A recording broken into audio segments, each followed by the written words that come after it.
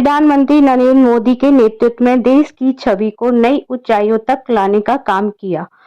प्रबुद्ध वर्ग सम्मेलन को संबोधित करने पहुंचे मुख्यमंत्री। लोकसभा प्रत्याशी छतरपाल गंगवार के समर्थन में मुख्यमंत्री उत्तर प्रदेश योगी आदित्यनाथ ने आज बरेली में प्रबुद्ध जन सम्मेलन कर वोट मांगे।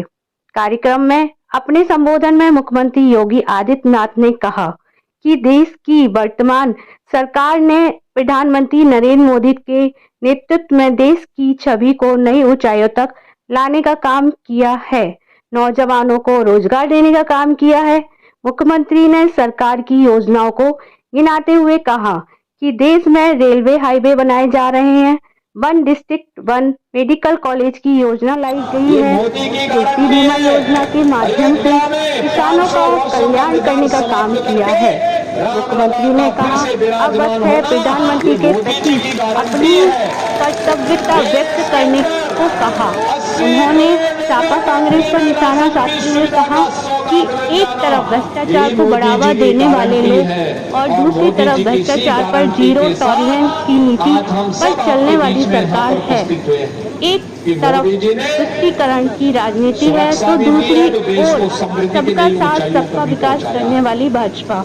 उन्होंने कहा विकसित भारत के लिए तीसरी बार प्रधानमंत्री नरेंद्र मोदी को देश की बागडोर देना जरूरी है। कार्यक्रम में मुख्यमंत्री ने लोगों को मतदान करने की अपील की और प्रबुद्ध जन को आम जन से मतदान के लिए जागरूक करने का आह्वान किया। ये परिवर्तन है, यही परिवर्तन है, यही फर्क है। वे कर्फ्यू लगाते थे, हम लोग कांवड़ यात्रा लेकर के चलते हैं। वे माफिया अपराधियों को प्रश्रय देकर के बमबाजी करवाते थे, हमने कहा माफिया अपराधियों को उनकी जगह भेजेंगे, लेकिन हर बम के साथ कांवड़ यात्रा को ले जाने के लिए पूरी सुरक्षा भी उपलब्ध करवाएंगे। बहनों भाइयों, हर एक क्षेत्र में आज जो परिवर्तन देश के अंदर और प्रदेश के अंदर देखने को मिला है, यह मोमेंटम बना रहे, क्योंकि मोदी जी ने अमृत काल का एक संकल्प हम सबको दिया है, विकसित भारत का।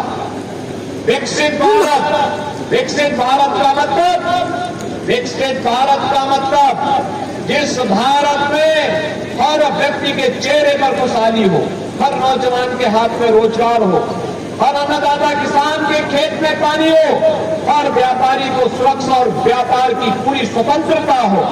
इस प्रकार के विकसित भारत के लिए जो दुनिया में ग्लोबल लीडर के रूप में दुनिया को नेतृत्व देने वाला हो, उस विकसित भारत के लिए तीसरी बार मोदी जी को फिर से अवसर दे जाने की आवश्यकता है।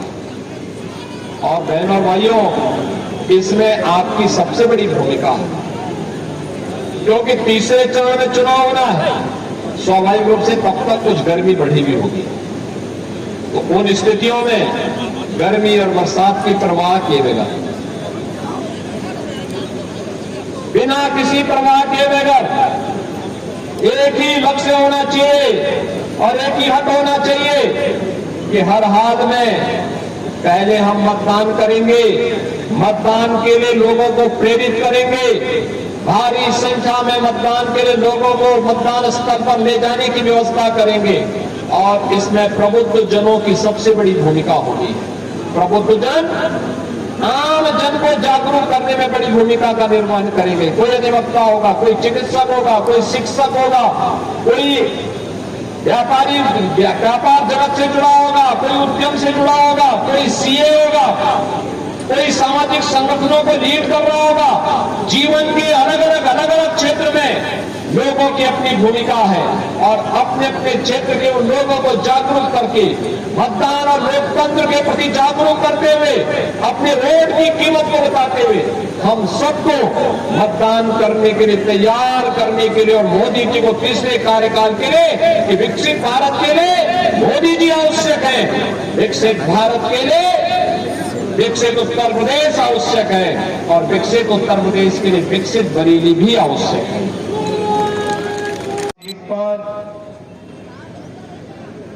आज के इस प्रबुद्ध सम्मेलन में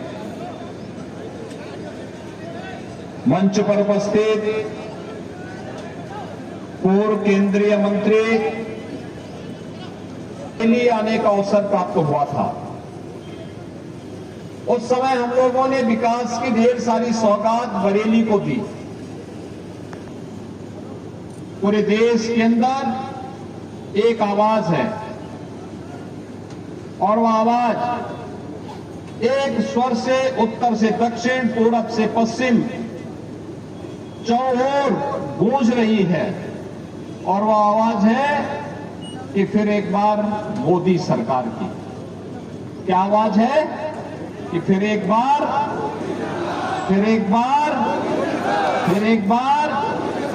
मोदी सरकार। ये मोदी सरकार की गूंज अचानक देश के अंदर नहीं सुनाई दे रही है। इसके पीछे एक कारण है।